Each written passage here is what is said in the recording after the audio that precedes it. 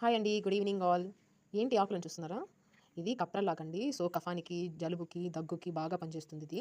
చిన్న పిల్లలకైతే మరీ ముఖ్యంగా వీళ్ళు ఆకులు లాంటివి తినరు కాబట్టి మనము ఇది ఏం చేయాలంటే ఈ ఆకులు ముందుగా వాష్ చేసుకోవాలి.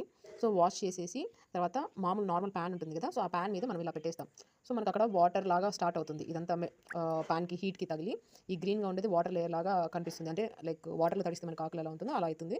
సో, దాని తర్వాత మనము ఈ బాల్స్‌ని లాగా ఇట్లా మెల్లగా స్క్వీజ్ చేసుకోవాలి. స్క్వీజ్ చేసేసి ఒక చిన్న పాలాడిలో కానీ, చిన్న గ్లాస్‌లో కొంచెం ఉప్పురాయి మెల్ట్ అవ్వకపోతే లేకుంటే నార్మల్ కొంచెం సాల్ట్, అలాగే కొంచెం పసుపు ఇవి కలిపేసి పిల్లలకి తాగిస్తే చాలా బాగా కఫం అనేది తగ్గుతుందండి. సో, ఖచ్చితంగా ట్రై చేయండి. దీని యొక్క రెమెడీ ఖచ్చితంగా వర్క్ అవుతుంది.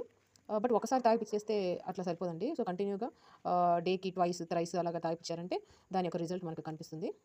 సో, ఇది చాలా మంచిదండి. ఆయుర్వేదంలలో అంతా కూడా ఎక్కువ వాడుతూ ఉంటారు. ఈ స్మెల్ కూడా మనకి వాము టైప్ స్మెల్ కూడా వస్తూ ఉంటుంది.